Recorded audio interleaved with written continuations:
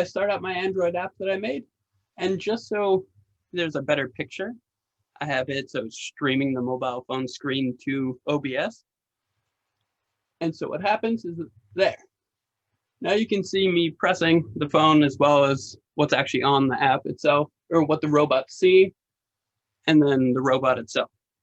So the way I have it set up here is that whenever I move the gyroscope, or the smartphone, this gyroscope values change. So when I tilt the phone up, the gyroscope looks up.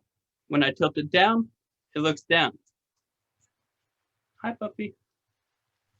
That's awesome. Second. Ready? Come here, buddy. I'm sorry. I'm trying to do a presentation, babies. Okay. I'm sorry. Give me 1 second. Okay. There we go. Anyway, sorry. When I tilt the phone up, as you can see, the camera module moves on the robot, looks up. When I pan it down, it looks down, left, it goes left, right, it goes right. And then within the app, if I press start, the robot runs a script through SSH and ends up starting up here. It might help if I plugged it in.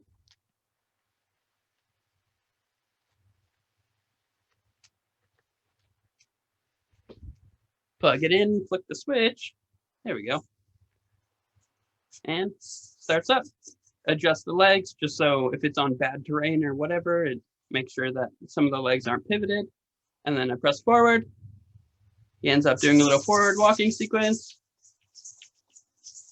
Backwards. Does a little tripod walking, stands backwards. When I press right, he turns 90 degrees right. And when I press left, he turns 90 degrees left, and so on and so forth. And just to kind of show it off, while it's doing that script, since there's 2 different network sockets going on simultaneously, the gyroscope value will change on the camera at the same time. So it's not waiting for one walking sequence to complete before another, whatever. So there are 2 simultaneous streams of data. You're able to just kind of look around, creep around, or survey the area.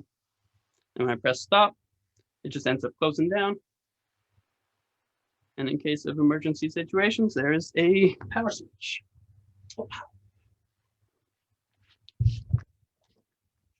Oh. Very good. Sorry, just moving my mic around again. Yeah. And then if you just kind of wanted to see what's going on the Raspberry Pi, there's 2 different terminals, 2 network sockets going on.